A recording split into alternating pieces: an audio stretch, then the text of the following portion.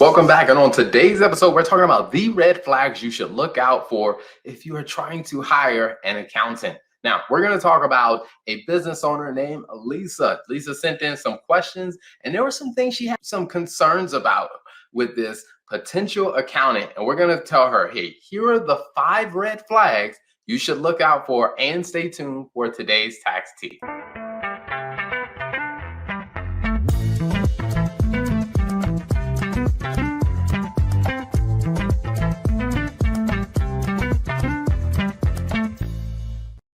So, welcome back, and I want to welcome on the co-host Lola. Welcome back.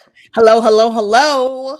Happy to be here. Welcome to our audience to another episode of Stuff Your Accountant Isn't Telling You. I'm very happy to be here. Absolutely. Now, this one is an important topic because I see more and more people, asking questions about this or having concerns about this. And recently, I shared a post on LinkedIn, and I talked about how, I'm trying to think of a nice way to say it. To me, it seems like a shady practice. It just seems like a shady practice where there are some accounting firms that advertise that they do CFO services or that they do advisory services. Okay. And then, let's say a month, 2 months, 3 months later, I'm talking to their client, like their client calls in because maybe they're part of the small business CFO community, and they start asking questions. And I realize, like, what you're getting is not CFO services. Like, they sold that to you, but what you're getting is just glorified bookkeeping. And I'm just like, you know what?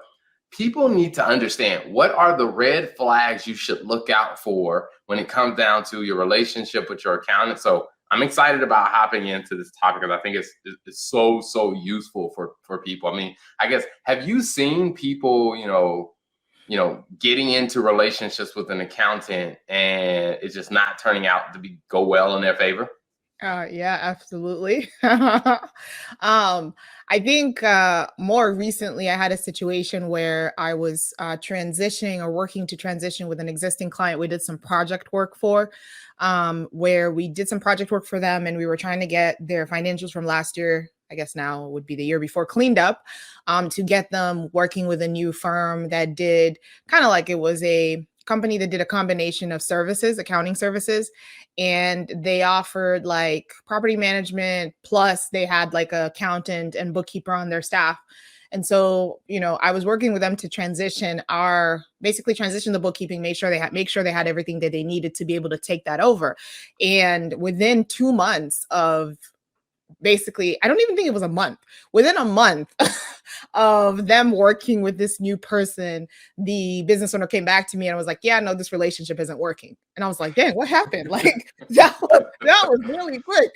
And so right now, I think this episode is so timely, not just for Lisa, but I think also because currently she is actually trying to find a new accountant, because just based on where their business is, we can't support them right now. But at the end of the day, I mean, you see this every day, right? Where people get into a relationship with an accountant or a company that says they offer accounting services. And sometimes it's situations where they are, like, for example, in this case, a property management company that just happens to have an accountant on site. And so the question is, okay, is this accountant the accountant for the business, the property management business, or is this person the accountant that's going to actually process the transactions related to my company? And I think there's a lot of that where, things are processed kind of in a bundle. But I mean, this is someone's life. Like, you can't be playing games like that. So I've seen those situations, and that example is one that I've actually seen more recently. Absolutely. So, let's just jump right into it. And I think with, the first red flag number one, from my perspective, I think red flag number one is when you're talking to an accountant and the accountant is spending more time talking about themselves and their own accomplishments. And it's like, when you think back on the conversation, if that's where they spent most of their time on, is talking about themselves and their accomplishments, I think that is a red flag. Now, that's my number one. Do you have any thoughts or perspective on that? I certainly think that is a red flag. I guess in Lisa's case, she's wanting to make sure she makes the right decision about hiring the right person. And I think the reason why this one is probably, I would agree with this one as being a red flag, is because I think it really kind of helps you gauge the person's interest in you. Like, are they really interested in knowing about your business? Are they really interested in understanding kind of, because for me, when I go to conversations, my first initial conversation is just to understand, just to get to know you. Because in that conversation, it's not just getting to know you, but do we even have a chemistry? Like, I know that sounds like a relationship, but like, would we work well together? What are your, what are your pain points? What is it that you're looking for help with? Why do you even need an accountant? Right. But if I spend all the time trying to sell you, or majority of the time trying to sell you on like why I'm this amazing firm, and then we get to the end of it and it's like, oh, okay, so what did you need?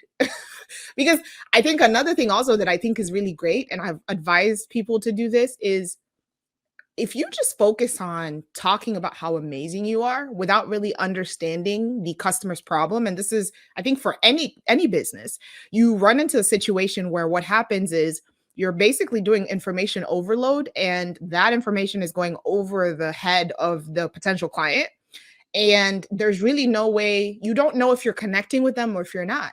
Whereas if you spend time, and you shouldn't be doing it for this reason, but if you spend time actually listening and asking questions to figure out what it is that they want, what happens then at that point is you can then say, okay, based on your problem and based on you telling me what's going on, these are the solutions I have that can fix the problem, and you can focus specifically on that. So I think that's a big one. Is that something that you've seen a lot, where people kind of make, don't make those connections and don't connect those dots, Terrell? Yeah, I mean, I think I've seen this a lot where talking to different, business owners and talking to different accounting firms, where it's just like this sense of if you have to spend that much time talking about yourself, it's just like, you know, you're really trying to sell yourself. And I get it because there is this element of, hey, if this is the first time I'm having a conversation with you, I Right. need to tell you a little bit about me. But I don't want to dominate the conversation because one of the things that I always say, and I tell, when I hop on a sales call with, a potential client and they're asking us about our bookkeeping and accounting services, is like, I can tell you about what we do, but that's only part of the equation because if we're looking to establish a business relationship, I got to understand, are you the right fit for us? Right. Because if I'm just spending all my time trying to sell you on who we are, but I'm not evaluating you as well because you might not be a good fit, then I would Exactly. say is that, you know what, I'm probably not setting this up to be a mutually beneficial relationship. And so I would tell Lisa is in your conversation with the potential accountant, the people that you are interviewing, if they are spending all of their time talking about themselves and that you don't see that kind of change, then I would say is that's probably red flag number one. Now, I'll go on to red flag number two is now this one I will say is, when you think about it, it can be something that people just kind of overlook or they don't think that much about, but I think it is a big deal. Is if you're talking to a potential accountant and they're spending their time in the conversation with you talking bad about other accountants or talking bad Oh, about other clients. What's your thoughts oh, on that? yeah, yeah, yeah. That's a character flaw. That's not even like business. For me, that's a character issue because I don't care what happens. That's a no-no for me. Like, because I think it's just even if you take the whole character out of it, you just don't know like who this person knows. It's such a small, like, accounting is such a small community, as much as like there's a lot of accountants, but a lot of people know each other.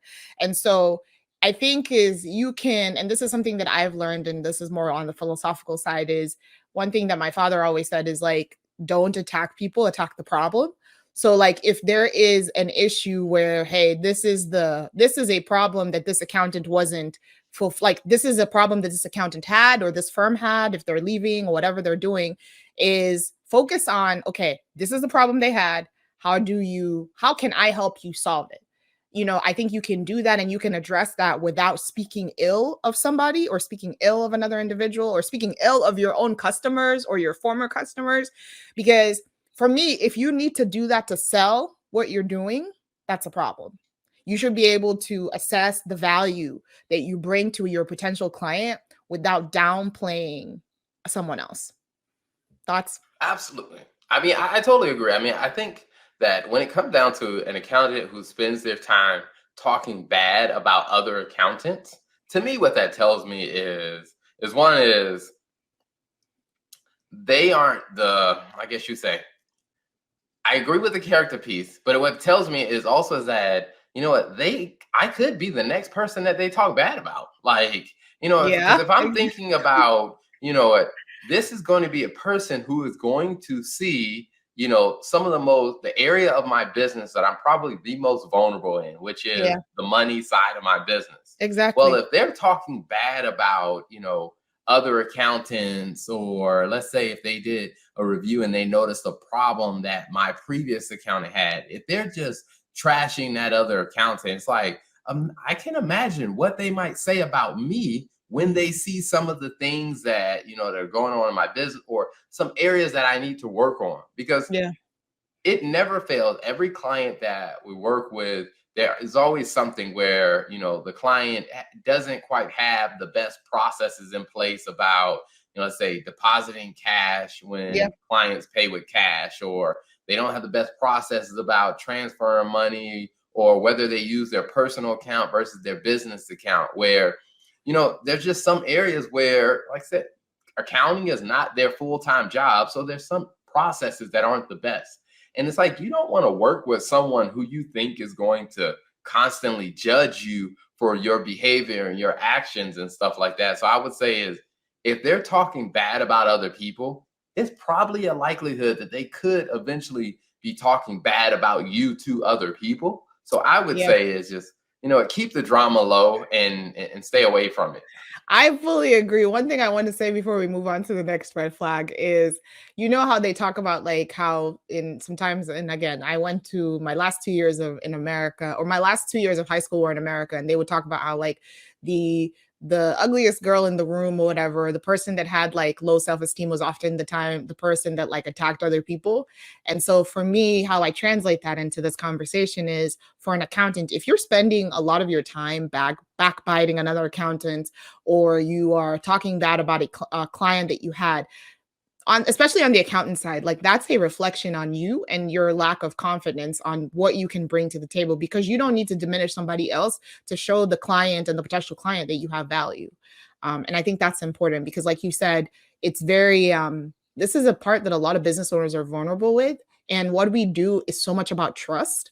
And if you broke the trust of a client by sharing stuff about them or speaking bad about them, but like you said, Terrell, like you can do the same thing to me.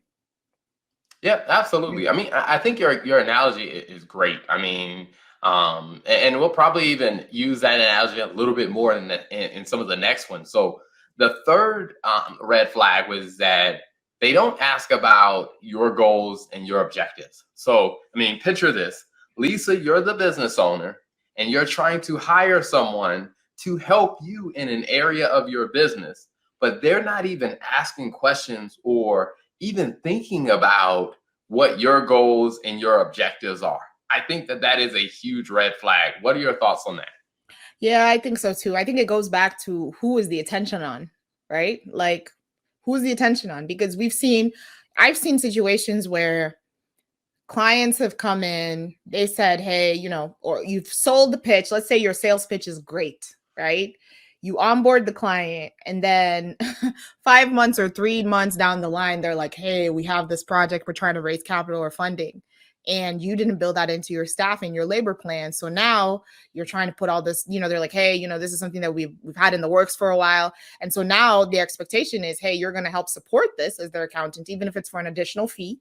But because you didn't ask the question and you didn't take time to understand what are some of the short-term and long-term goals that they have, now you don't really know how to better support them. And then I think, Terrell, also going back to the point that you made about like being able to identify like what the customer's goals are. I think another important part of that is also being able to, I think it's kind of maybe not a shortcut, but I think it's a way for you to really assess, like that's how the client is going to measure you, right? Like, are you helping me achieve what I want? And so if you don't understand what their goals are, how, like, you're almost at a disadvantage of, once I do onboard them, like, do I really understand what they want? And am I achieving and meeting those goals? So you're going to be disappointing your clients and then eventually lose them. So that's kind of my perspective on that. But I'm curious to get your perspective specifically from I guess in having those conversations ahead of, for a potential client, like for example, for Lisa, like how would that better help like a potential accountant kind of be able to serve and kind of basically make a case for why they're a good fit for Lisa versus somebody else? Well, to be honest with you, I think if you're an accountant and you're talking to a business owner, let's say Mhm. if I was sitting down and talking to Lisa, I don't know if I'm a good fit for Lisa if I don't know what she's trying to achieve. If I don't That's know where true. she's trying to go, then how can I confidently say, yes, we're the right firm for you? Yeah, And that's that's true. why I think that that's a really big red flag because, if you're the business owner, again, you're hiring someone who's going to play a role to help you get to your objectives and for you to get where you are going. Yeah. If they have no idea where you are going, how do you even know if they're going to be the right fit? Like, how do they know that they're going to be the right fit? Because there have been many times where, let's say, someone has called me and said, "Hey, what?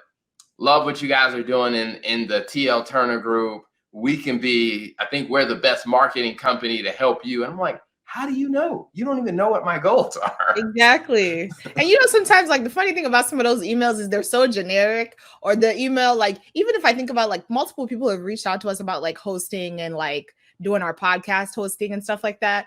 And they'll be like, yeah, I listened to the episode of this episode number 34, and this is what you said. And I'm like, that episode was a year ago. Like, or like that's even the wrong podcast. To where it's like, are you really taking time to understand your customer, like your potential customer? Are you taking time to understand what's important to them? Like, it would be so much more effective, like you said, Terrell, if like I understood, okay, do I, for me to be able to say, can I serve your business? Like, and it goes back to this, like, if I understand exactly what you're looking for, I can retarget my message to address that.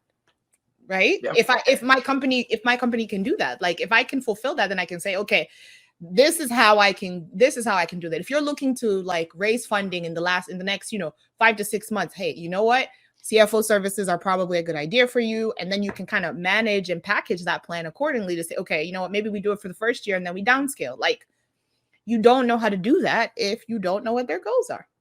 Yeah. I mean, and I think for, this one is where it does require a lot of integrity, I think, from the accountant. And you can kind of test, where they are because if they don't know where you're trying to take your business, they don't know if they can really support it. And then also, they don't know if they have the right staffing. And this is something common that I've seen happen with a lot of businesses where Yeah. they start, working with an accountant and the accountant gave them a really great price. Their business starts growing, and then the accountant it just starts complaining. Their work quality starts dropping, and then the accountant comes back to the business owner. Well, you're not paying us enough to support your business, and it's just like if you would have had a conversation up front and you understood that this business owner was trying to go through rapid growth, Mm-hmm. then maybe you could have just set up a pricing arrangement that aligned with that, which Yeah. could have kept that relationship healthy. But I think for a lot of, accountants, they're just focused on, at every, accounting is the same for every business or bookkeeping is the same for every business. We'll just do the same thing that we did for other businesses. But when they don't spend the time to really, invest to get to know, I always say that is a red flag for a business owner because this person is not going to be in the best position to be vested in your success or your growth because they don't know where you're going. And Right. so, and I think one analogy that I would kind of compare it to is kind of, and I know the people listening didn't come for dating or marriage advice, but I mean, I think it becomes applicable. It's like, I always ask, I tell people like, when you come down to interviewing or let's say picking an accountant, this is a person who's going to have intimate access to what's going on in your business. Even though they may not have access to move money in your business, but they'll have access to see all of it. I Right. mean, they're going to see how much money you make. They're going to see how much your staff make. So this person is going to be intimately involved in your business and in your life.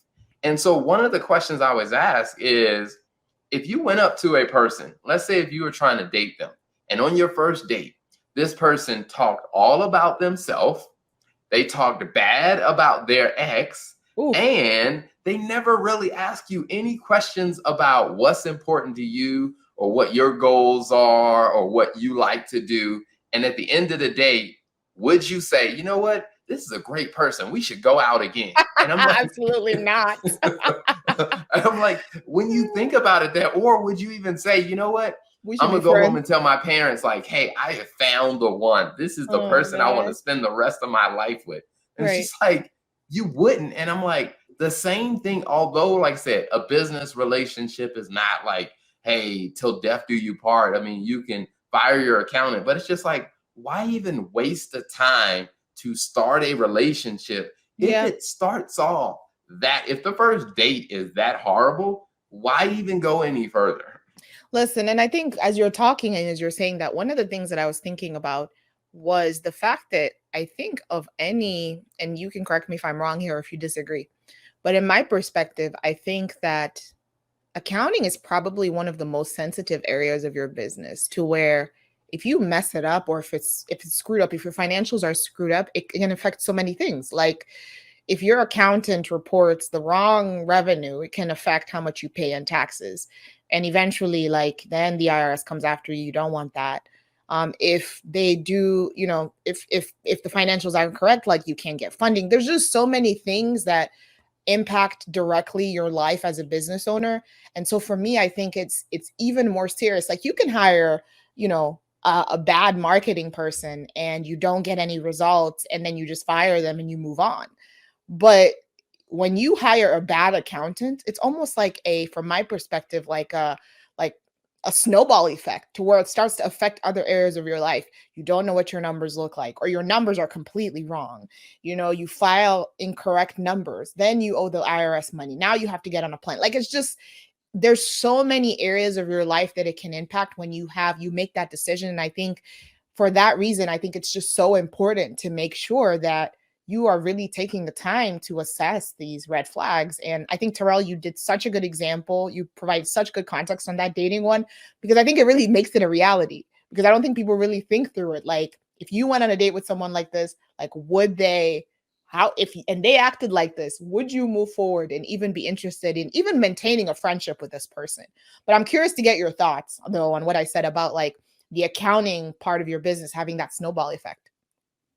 Yeah, I agree. I mean, I think when an accountant messes up in your business, that problem just it goes with you, because there have been many clients that have Yeah. come to our firm and we assess and we realize that, hey, it was a good fit, but we spent like the first 2 to 3 months doing cleanup of what the prior accountant did.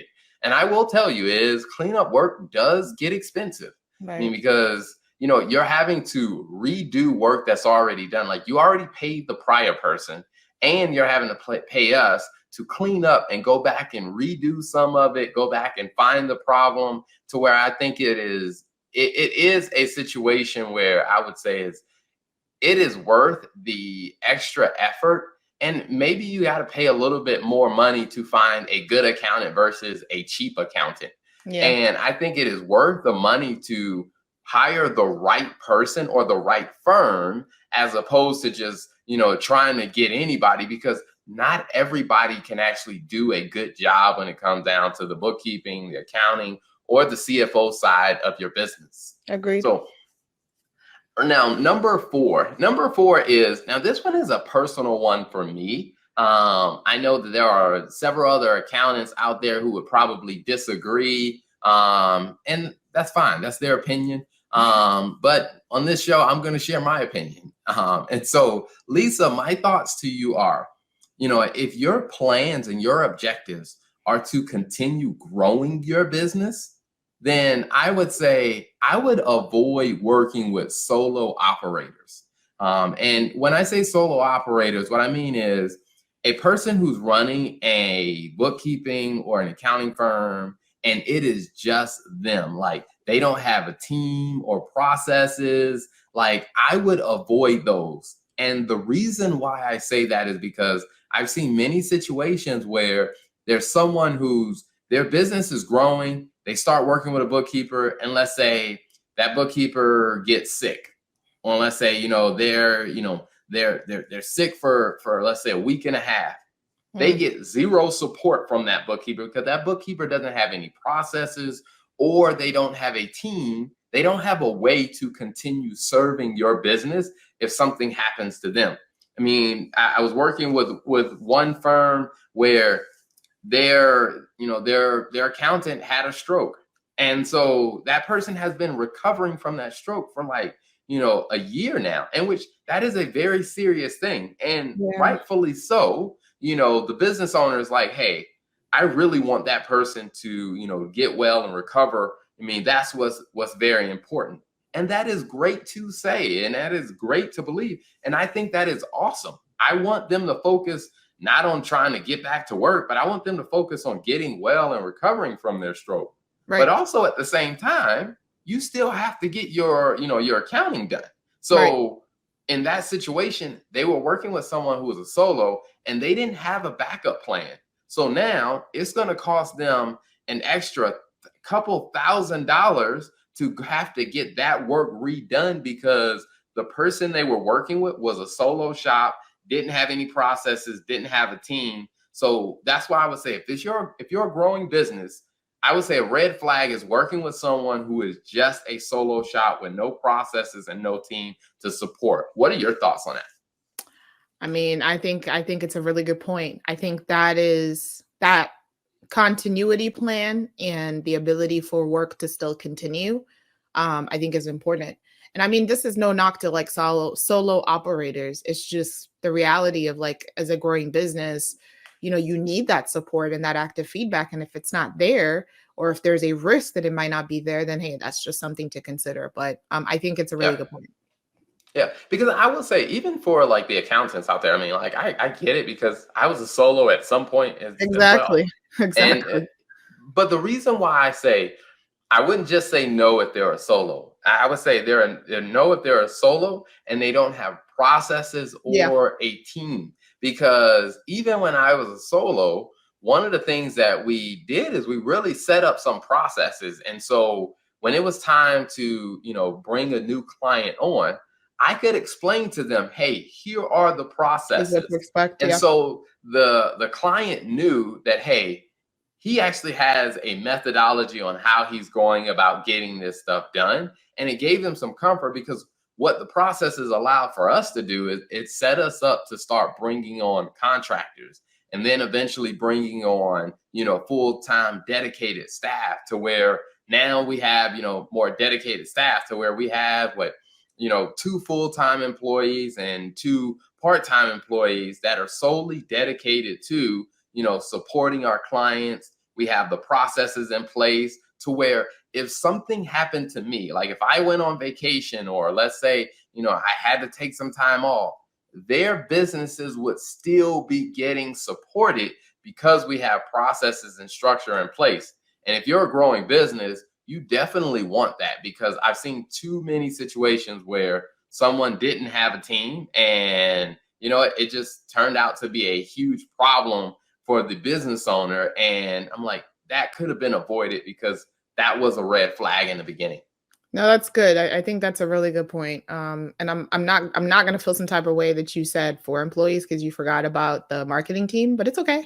You're talking about just the bookkeeper, Well, I I guess. said the employees on the accounting side. Oh, oh, okay. Just checking. It's okay. Next point. That's the next Yes. red flag. No, but I do think this. I mean, I think what you bring up. I mean, you mentioned about like our marketing team. Like we do have a marketing team, and so this fifth one may be a controversial red flag, but I stand behind it I actually 100%. did I not know. agree with this one when I saw it, but then when you expanded on the point, I was like, all right, this kind of makes sense, but I'll let you go ahead. So I will say is I've been in conversations with accounting firms like all over the country, and I'm just like, you know what, I still stand behind this one, and I know it's a little controversial, but I still stand behind it. Is I would say a red flag for a business owner. Like if a business owner is trying to find an accountant, a red flag is if that accounting firm or that accountant does not have a public reputation. Now in that, And on that, please. I am not saying that they need to be an influencer and they need to have like 5 podcasts and they need to have, be known all around the world and be, 40 under 40 or 50 under Not 50, everybody top is a 100. Terrell Turner, Terrell.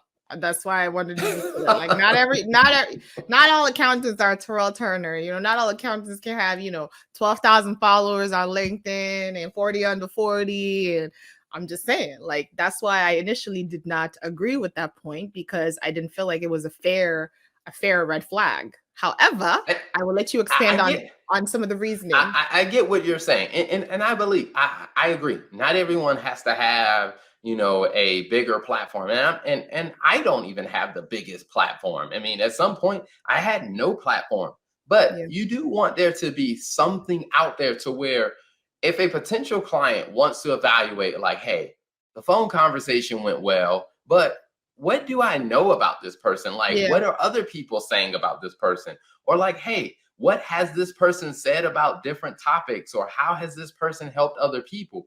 If you start to Google them, or let's say you ask for a website and they don't have a website, or you go and it's like, you don't see anything about how they actually help people or people that they've helped in the past, then I would probably say that is a red flag. Now, I'm not saying that it means that, hey, you can't do business with them.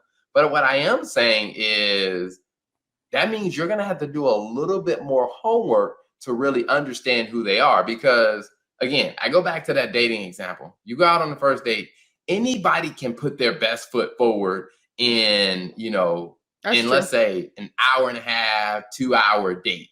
Like, anybody can show you the best. And honestly, if you're doing a sales call with an accounting firm, they're not going to be on the phone with you for like an hour and a half or 2 hours. It's probably going to be like a 15, maybe 30-minute call. Mm-hmm. Anybody can show up great for that 30 minutes. You want to see what are they doing when they're not on that phone with me for 30 minutes? What does that look like? Even if you go to their website and just even look at their About Me page, what do they say about their experience? Like, what has been their experience and stuff like that? I mean, and it's something that we're all very familiar with. And I know that, when you hear the term public reputation, people think like, oh, social media influence. What it really means is, what is this person's reputation? I mean, it's kind of like, let's say I go back to the dating thing again, is if you were trying to date somebody, if nobody knew this person just showed up out of nowhere, they have no history, there's no trace of them, they don't have any friends, they don't have anybody that can vouch for them, I would say you probably want to move forward with caution. Yeah, no, I think that's a fair point. And I think the point that you made, I think a great way to do this, Lisa, practically is, like reviews, referrals, right? Like, hey, what do people say about you? And then to be fair, like, I know, like, not all accountants are like us. We tend to we're extroverts. We're out there. We're constantly putting out content. Like, so not all accountants are expected to be extroverts. I mean, I think even the stereotype is that accountants are not extroverts. But I do think that at least a way for you to validate that the person is who they say they are, right? So even like just making sure, hey, if you Google their name in CPA, make sure there's no scandalous articles about them. Make sure, that this person is still certified. Like, if you look up their name and their license number, can you see if they're still certified? Are they in good standing with AICPA? Like, those are practical ways that you can check that. We're not saying that, get an accountant who, or my view is not saying get an accountant who is on, 5 podcasts like us or has all the platforms. But I do think definitely there are ways to validate that the person is who they say they are. And I think even like just having a conversation with them where you ask a question, something to the tune of like, give them a problem or a pain point that you're working through on your business, and just kind of see how they respond and how they manage it. Like, do they give you, like, from an accounting standpoint, do they give you good insight? And I think this is something, Terrell, that you said actually that has stuck with me, that is really good information, where you said, are they willing to help you or give you valuable feedback without you paying for it in the beginning? So like, for example, one of the things that we do, like, I remember there was a couple of weeks ago where you got in a sales call with someone and you were having a conversation with them and they were having a hiring problem and they were trying to figure out how to incentivize their employees. And literally on that call, like, it's something we charge money for, but on that call, you gave them feedback and you were just like, hey, if I was thinking about this, this is how I would walk through it, to where the person gets to see the immediate value of why they should hire you, but then they also get to understand, like, how do you think through things? Because if I'm going to be working with this person, and that's one of the things that we aim to do at the TL Turner Group. If I'm going to be working with this person, I need to make sure, like, when they're talking to me, I can actually follow through. I can follow through what they're saying. I understand what they're saying. They really simplify things and make it clear. And so really, that's another good way, Lisa, to ask is just the question of, hey, just walk. This is a problem I'm dealing with, and just see how they interact and see how they respond. Are they willing to help? Do they sound knowledgeable, like they know what they're talking about? Because I think that'll be a good way to kind of assess that. Yeah, but I also think you can ask for things like ask for a reference. Like there was Yeah. a new client of ours that we submitted our proposal. Their HR staff who does their hiring of like outsourced contractors asked for a referral. So I sent them 3 referrals of clients that we work with. I even sent him the name of another accounting firm who also serves the same type of clients we do, but that accounting firm has seen us present at a workshop for business owners. I'm like, hey, you can talk to a client we have, you can talk to a competitor of ours, you can also talk to someone we've done some consulting with. So I gave them options to where if you talk to any of them, they're going to give you an honest perspective on us and the quality of our work, because that's what you want to work with someone who's confident in what they do, but it also has a reputation that other people can speak to, because I can tell you we're great all day long. But if no one else can actually back that up, or no one else is willing to actually say the same, you probably should not believe me as much if you're going to be the one paying me. And I think that's why I say that, the public reputation is very, very important. And also another point to that is, because I know when I talk about this, some accountants and some accounting firms are like, well, I'm just not into like social media, not into like the public persona. I'm a private person and stuff like this. And one of the things that I always say is that may be great for you, but in the reality of the world we live in today, if you're going to grow your accounting firm business, like there is a certain part of how you work that you do need to make a little bit more public. For example, people should be able to go to your website and understand, what do you do? Or they need to understand, like, who do you do it for? If the only way they find out is they have to invest the time to get on a phone call with you, to me, what it shows is either you are that good at what you do that you are in such high demand that, hey, you can, that's just how you operate your business because you're that good. But I'm just like, if you're not that good and you're not in that high demand, then what that also tells me is you're not willing to adjust and grow with the realities of how you run a business in the current environment. And if you aren't able to adjust in how you run your own business, that accountant is probably not going to be willing to adjust and help you as a business owner adapt and run your business better. So I would say is your job is not to just find an accountant. It's to find someone who's really going to be an asset and help you move forward with your business, with your goals and your objectives. So that's why I say that's my 5th red flag. And I know other people may argue about it, but I'm sticking to it. It's your 5th red flag and you're sticking to it. Yes. So just to give a quick recap, the 5 red flags. The first one is that, they spend more time talking about themselves and what their accomplishments. Number 2 is they talk bad about other firms and other businesses or other clients. Number 3 is they don't ask about your goals and your objectives. Number 4 is they are a solo and they have no processes or no team to really support the work that they're going to be doing for you. And then number 5 is that they do not have a public reputation that third parties can speak to. Now, those are my 5 red flags, Lisa, to where if you're interviewing and, for an accountant or bookkeeper or CFO, if you see any of these 5 things, I would say those are red flags. And I'm not saying that you have to say a definite no to them, but you should probably proceed with caution if you see any of those red flags. And one of the other things that I'll mention is, a lot of people ask this question. So we put together a checklist that people can use.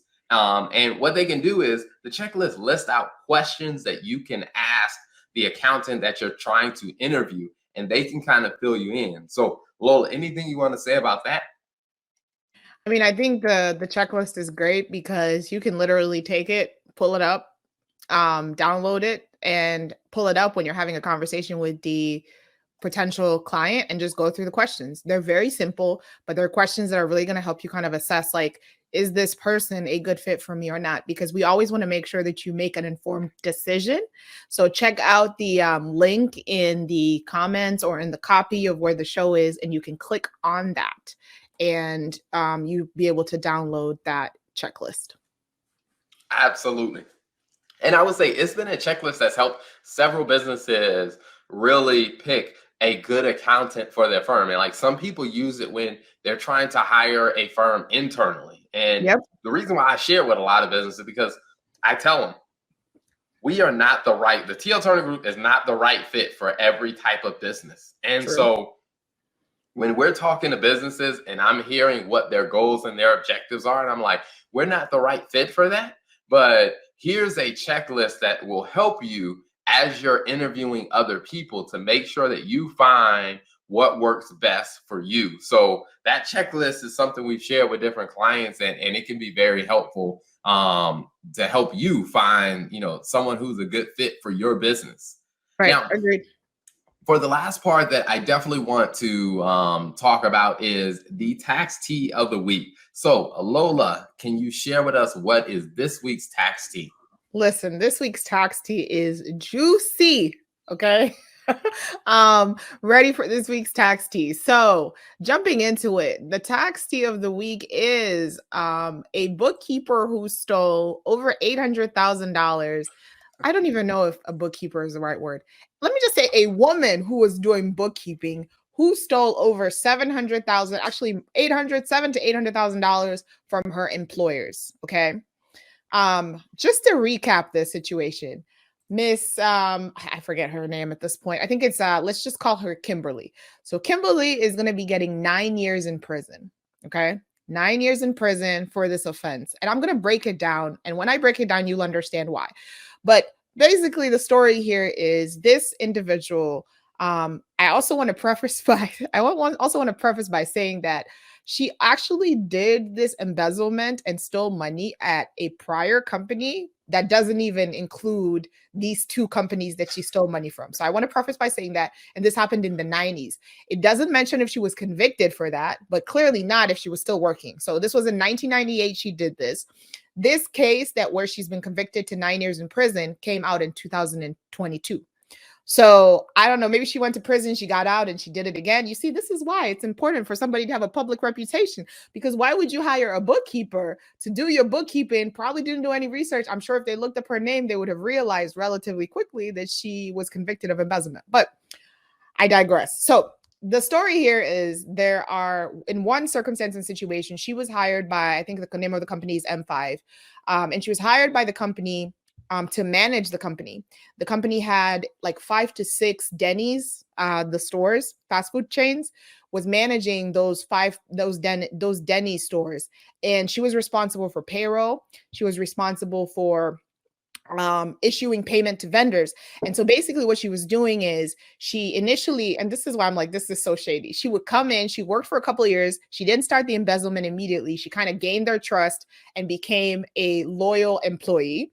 And then she was promoted up the ranks. And so while she was in the leadership position, she would write checks to vendors, but she would create fake vendors. And basically what she was doing is she was paying that money to herself. And so she would create fake bills. she would create fake invoices, and then she would issue checks from the accounts to those fake clients or fake vendors, sorry, and then file with the corporate Denny's office for reimbursements for these vendor payments. So basically, she would create the expenses and then turn around and file for corporate to reimburse the expenses. And that's actually how she got found out, because she filed those expenses. And I think the Denny's corporate office did maybe some like investigations and found out that these vendors didn't exist. And then she got laid off from that job. So they fired her for that. So they fired her for that. Then she went to go work for another company. So I think like at this last company, she had stolen like maybe $300,000. And so at this next company, she went to the new company. I think it's like they gave company 3 was the name of the company because they didn't want to, I think disclose their name. But basically, company 3, she went to work for them. She started out as a bookkeeper, bad idea, and worked there, I think, for like maybe worked there for a year, and then she was promoted to general manager. So you know what I mean? Like she was doing her thing, developing trust. So she gets promoted to general manager, and that's when the fraud starts again, or the embezzlement starts again. So same situation, creating fake vendors, writing checks to herself. And so she's been finally caught. And so I think in 18 months, she stole $350,000 to $400,000 from this construction company. Wow. And so, yeah, so this is the story of Kimberly. It's very bad. This is a crazy story. I mean, well, one is if the people who are hiring them, listen to some of the red flags that we talked about, they would have probably avoided hiring this person. Yeah. And there's some additional red flags that I see in there. And I think one of them is, if you are the person that is running a business, and this is something that I tell a lot of, all of our clients, is we run a spend by vendor report so they can see, here is how much money we've been paying each of these vendors. And the reason why we run it is because we want them to be able to see, has somebody set up a fake account? Because if there's a vendor in there that you don't recognize and you're like, exactly, hey, something looks off on this, you'll be able to catch stuff like this. So, I mean, I think the fact that wasn't being done was a mistake. I mean, that was a red flag issue. And then also, I think, depending on the nature of like what her role was, I mean, there should be some limits on like how much money a person can move between accounts, or there should be especially if you're talking about making large bank transfers, there should be some type of secondary approval on these payments. Like one person should not be allowed to create vendors and issue payments without somebody else having to sign off on it. Exactly. Yep. No, I agree. I think that was actually the red flag I noticed, is she had too much control. Like, you're the general manager. Like, okay, you should be able to maybe issue requests for vendor payments, but you shouldn't be able to write the checks. Like, I think those are some of the kind of like the checks and balances and the controls. Like, someone should be validating that. Like, for example, even like if it was, hey, the owner had to sign those checks, right? Where it's like, okay, what is this check for? You have to explain what it is. But I think, sometimes I've noticed, like, I think maybe because business owners who, before they get an accountant, they're used to kind of doing everything from by themselves, whether it's, doing payroll and paying vendors and all these things. And so when they hand it over to someone like their bookkeeper, for example, they just assume, oh, well, everything I was doing, like, hey, go ahead and take responsibility for it. But like, no, that is not what it should be. You should not. And I think maybe this is also another red flag. If your accountant is asking you for full access to stuff, that's a problem, because especially now, because technology, bank accounts, a lot of bank accounts allow you, I know Chase for a fact allows you to add an accountant to your bank account. And this accountant has limited access. They can't make any transfers, all that stuff. They can just see transactions and be able to work what they need. And so I think that's another factor, is there really wasn't a checks and balances to make sure that she had control to only what she needed to do her job. And I think in some respects, there wasn't any oversight in basically validating this, because it makes no sense to me that the general manager of the company also has access to the financials and is doing the bookkeeping. Yeah. Yeah. I mean, I would say, yeah, for this situation, I think the action item, for businesses to avoid finding themselves in this situation Yeah. is, I think, first is going back to the 5 red flags we shared. Number 5, what is the person's public reputation? Like, Yeah. if you do a background check, like this person, by the time they got to the third company Yeah. the last company where they got caught, they had already embezzled money from 2 other companies. That's the other thing So, I was thinking, Terrell. Like, if they had called to get a reference from her prior yeah, employer, and now, I mean, she could have very well made up and said, made up a company or just said she didn't work with this person, but whatever. If they had called and actually understood, like, okay, who was your former employer, they could have probably found out that this person was fired because she probably lied and was like, well, I left to pursue bigger opportunities. yeah. I mean, I agree. I mean, and I will say, we're not HR experts or legal experts in like what questions you can or can't ask, but I do think doing some type of background check, especially if you're going to hire a person to be an employee within your company, you Yeah. want to do a full background check. If they're going to be a contractor, a third party, you Yeah. definitely want to do some type of, reference check, some type of reputation check.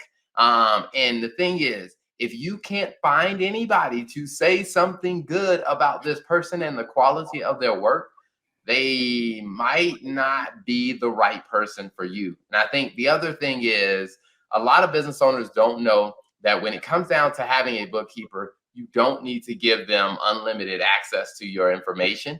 You can give them view only access to Exactly. where they can view the information that they need, they can update that. And then also, the third thing I think is that your bookkeeper, your accountant should be, providing you with some type of spend by vendor summary so you can see who have we been paying. You can quickly give that list a review to say, hey, is there anything in here that looks off? Or the same thing with employees, is making sure there aren't any fake employees set up in the system, just to make Mhm. sure that, hey, there isn't any funny business going on. So, wow, I would say is this tax tea is evidence as to why the red flags need to be paid attention Exactly. to. Yeah, I thought it was a good one for that. So yeah, that wraps up our tax theme for the week. Awesome. Well, thank you for sharing that. And thank you everyone for tuning in. I will say is, if you are an accountant, you can earn CPE for this. If you go over to the Earmark platform and you can listen to the episode and then you can answer a couple of questions and you can earn CPE credit for listening to the Stuff Your Accountant Isn't Telling You podcast. Until next time.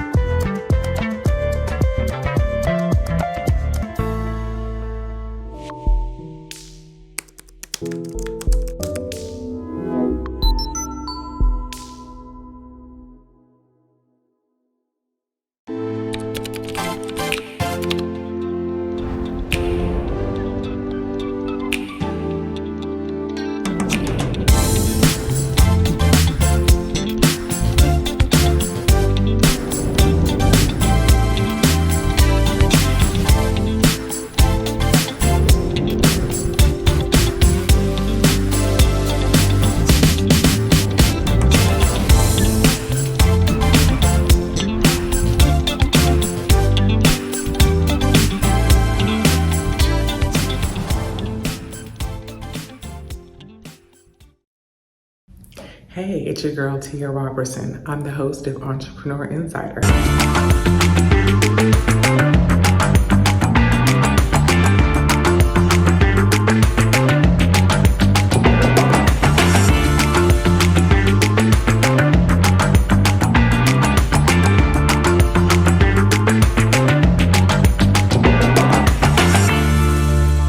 Right here on RETV every Thursday at 6 p.m. Eastern for entrepreneurs and news that you need to know about. See you there.